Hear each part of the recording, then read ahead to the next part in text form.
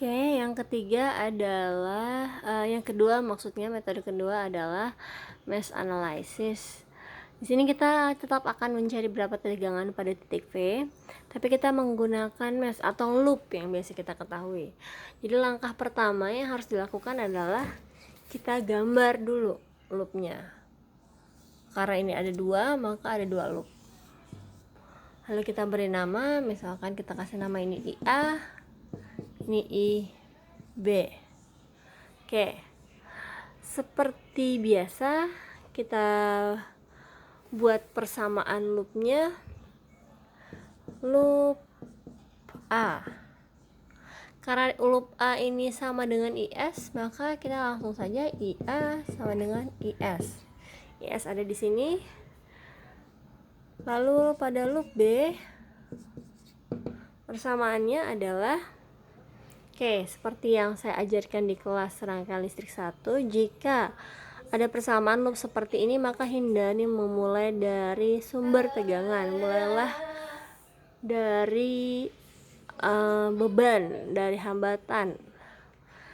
Maka saya akan memulai membuat persamaan loopnya dari R, dari beban R. Pada sebuah loop, jumlah tegangannya adalah 0 berdasarkan hukum Kirchhoff 2. Jadi di sini V adalah I kali R.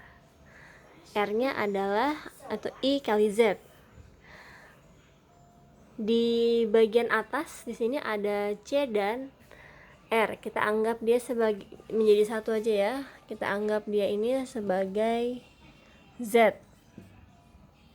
Maka V adalah I kali Z. Maka kita bisa tulis yang atas itu V-nya adalah IB dikali Z. Ya, di atas sudah selesai. Lalu ke kanan plus V sumber. Dari V sumber di bawah tidak ada apa-apa. Naik ke atas ada XL. Nah, XL di sini kita ada pertemuan, ada dua arus ya. Ada IB yang pada induktor itu arahnya ke atas, dan ada IA yang pada induktor arahnya ke bawah. Nah, jadi ini kita jumlahkan. Ada IB, IB-nya ke atas, dikurang IA-nya ke bawah, jadi karena berlawanan minus dikali Z atau dikali XL saja ya, supaya cepat. Nah, ini sama dengan 0. Ini adalah persamaan dari loop B-nya. Pada akhirnya nanti kita akan mendapatkan berapa IB. IB dikali Z. Z itu adalah R-nya 3 min X-nya J4. Ditambah V sumbernya 10 sudut minus 60 derajat. Ditambah IB dikurang IA-nya adalah I sumber ya. 5 sudut 10 dikali XL-nya J8. Nah, ini karena nggak muat di sini ya, sama dengan 0. Oke, ini bisa disederhanakan. Kita ubah ini bentuk rektangular ke bentuk polar. Lalu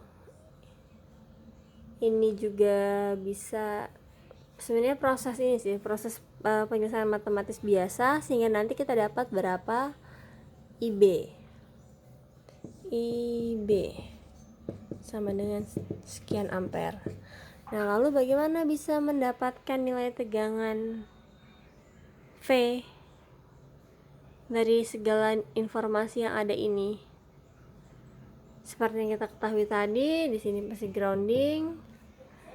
Maka V adalah, atau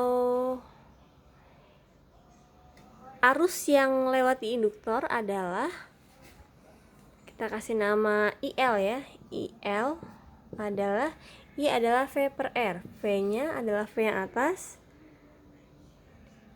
tentu beda potensial antar dua titik ya, dikurang 0. Jadi kita asumsikan IL itu ke bawah